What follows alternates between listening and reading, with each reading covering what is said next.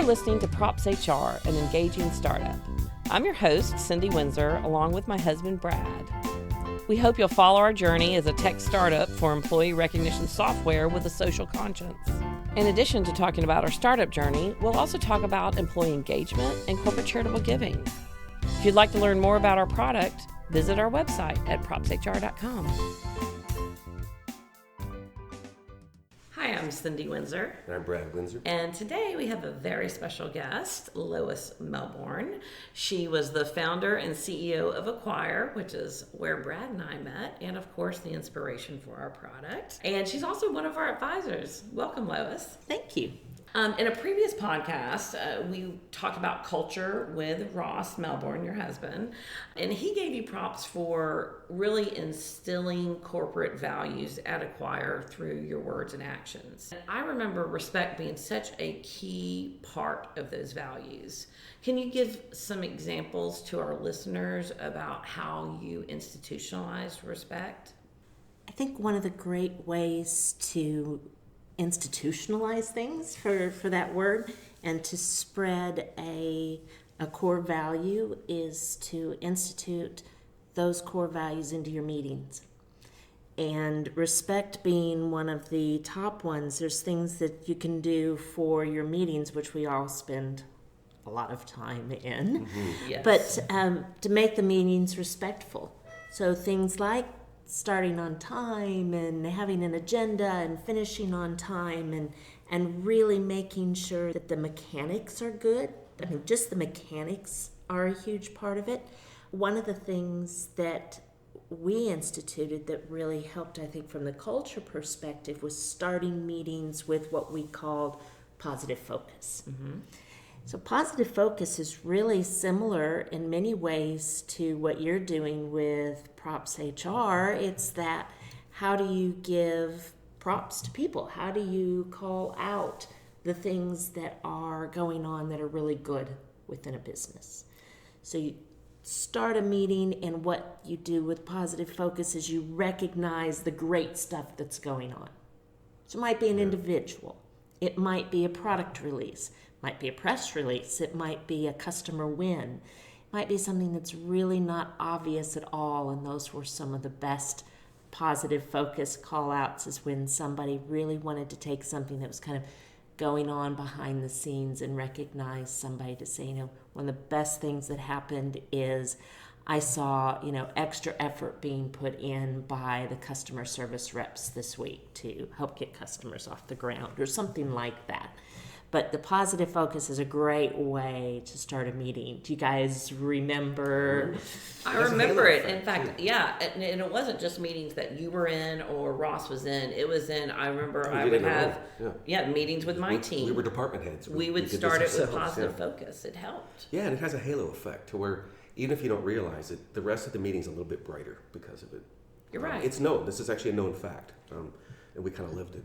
And when you go around the table and ask and expect everyone to produce a positive focus, there's a great psychology there of once each person has spoken at the beginning of the meeting, they are more likely to use their voice in other elements of the meeting too, which means that you're going to get a far more interactive discussion. No one starts the meeting and is quiet through the whole thing because they've had their voice heard at the beginning. Right. It also means they're more prepared for the meeting because they have to come up with something. They know they're going to be on the spot to speak as soon as they walk in. Sometimes it is challenging to come up with a positive focus too, but you can always think of something, because I remember sitting there waiting for my turn going, okay, I got to get something good going on that. Might occasionally loop in with someone else, but sometimes there's big events that were very positive, and we all wanted to say about it because it was maybe a big sale came through, or we had a product release, and it was a big deal because we all were participating. Or you just got a puppy and you really love it. It can be personal too. It doesn't have to be work.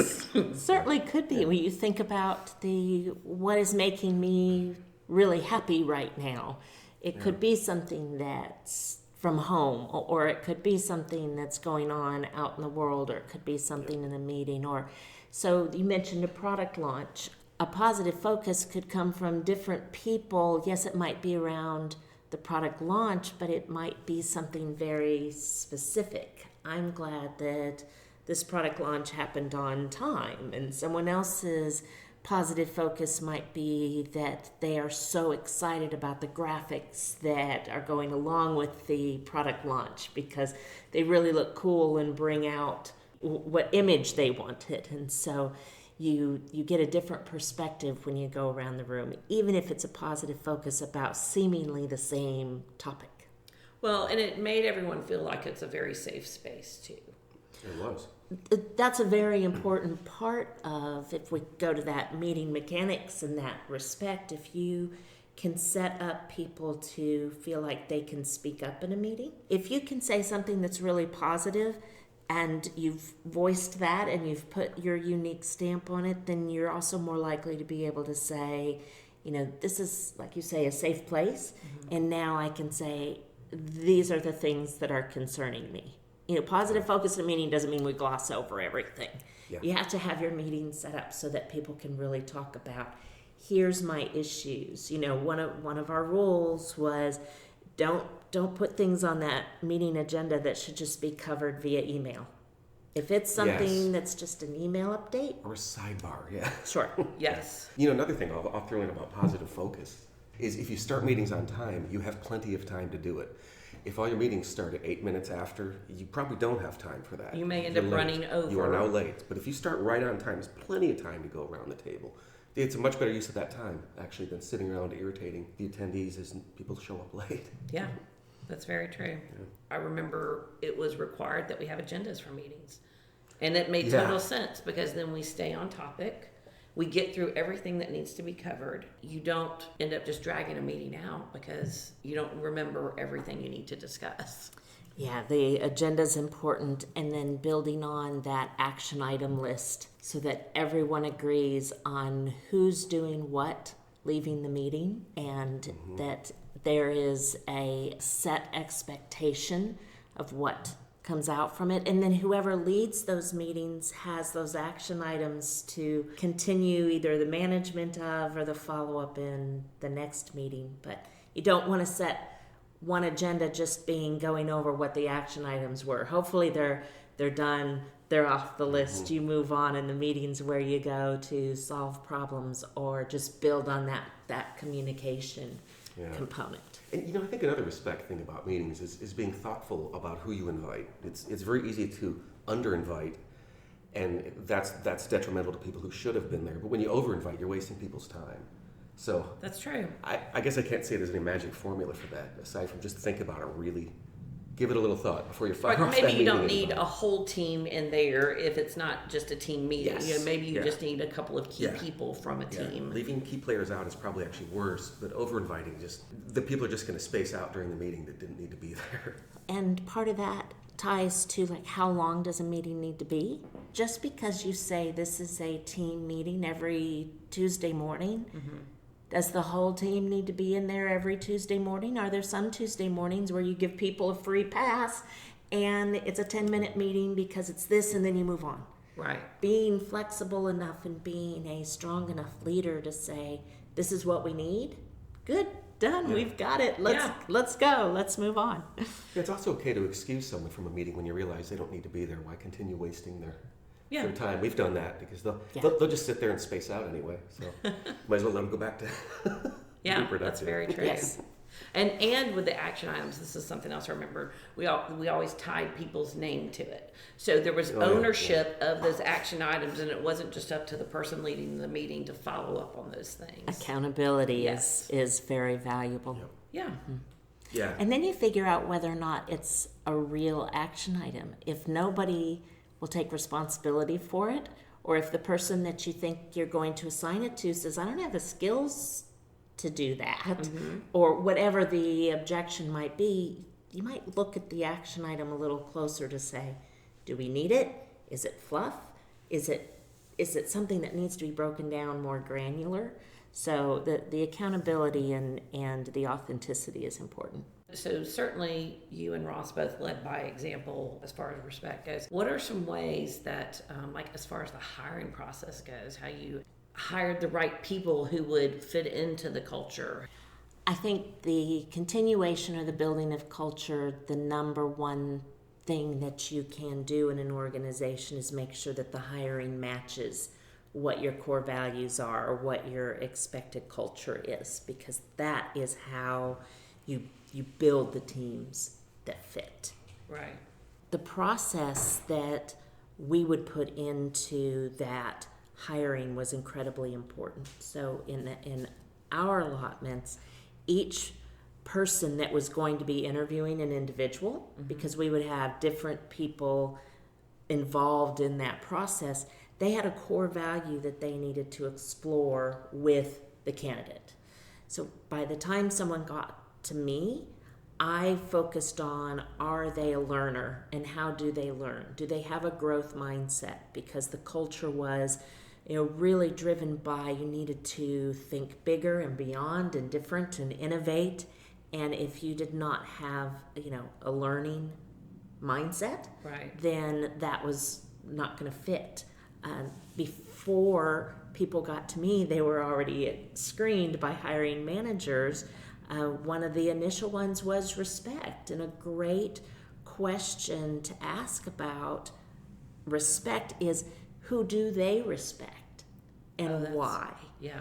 And if somebody fumbles on that one, that's a big red flag. If they can't pop out, people that they respect and why, then where are they going to give respect elsewhere? Usually you can get people, you give them a minute to think because they might want to come up with the best response, but usually people can come up with celebrities or famous people, but you also hope that it's co-workers, family members, and that type of expectation comes about when you ask those questions. Or there's the lunch test. Yeah. So Brett, what's the lunch test? I love that. Actually, Ross mentioned that earlier. We've done that many times. You go to lunch with someone and you observe how they treat the staff at the restaurant, how respectful they are to other people. And actually, hiring managers have done tricks. In fact, we had one who would actually do tricks like that in the office, kind of. The one set up a scenario that would have either irritated someone or just to see how they would handle it. Remember that? Yeah, I do remember that. Which I wouldn't really take it that far, but just seeing how they treat others is a big thing. It's important. I think having a good, strong, respectful corporate culture is such a competitive advantage. Because if your employees feel respected and have a positive attitude, they are going to treat their customers with so much more respect. Empathy, EQ, all of those things are kind of tied into that as well. The reciprocal respect is so valuable, and the customers feel that and they know that. A customer can tell a happy employee. And so when you are giving props out to your employees and they feel good and they pick up the phone and talk to a customer, they got a smile on their face. That customer hears that smile. You can hear a smile, of course. You're talking with someone on the phone. You can hear when they're smiling. We've all gotten excellent support from companies, and we've all gotten terrible support. Probably in the last month, we've experienced both. We used the Apple Developer Network support a while ago. These were the smartest, most vigorous people I've talked to in a long time. They were into it. Whatever they're doing, they got something right going on there in that team. Speaking of happy employees, I saw a wonderful TED Talk that was about happiness and success. The speaker was indicating, we get it wrong. We always say, well, if we're successful, then we're happy. But in actuality, it's when we're happy, we're going to be successful. Because when we're happy, we're going to kind of spread that joy around. And really, happy employees, it does come from being respected at work. I mean, that is a key. Yes. Happy goes a long way. In fact, I'm going to blog about this in a little bit. I read this great article. It was a research study they did where they gave people some chocolate and had them sit in front of a comedian for 10 minutes. Then they went and took a test. And they had a different group that didn't get any of that. They got the same test. The happy group scored 10% higher. Oh, I bet. Yeah. I bet Just you feel good. Yeah, it made them glow a little bit. Yeah. And when you're acknowledged for your efforts, and that is such a rewarding buzz. When you put your heart into something and you get acknowledged for it, it does make you happy. I know we had an incredible tenure of our staff at Aquire, and a big part of that was the culture. And I remember saying one time, I think I was tweeting it, that I had just done our Aquire anniversary cards because I would acknowledge each employee on their anniversary of starting with Aquire. Yeah. And I had a naysayer in my Twitter feed come back and say, celebrate accomplishment, not years being soaked in. And I said, if you had our culture, you'd be celebrating all of the anniversary as well, because it is an accomplishment, and it wasn't just I check in and do my time.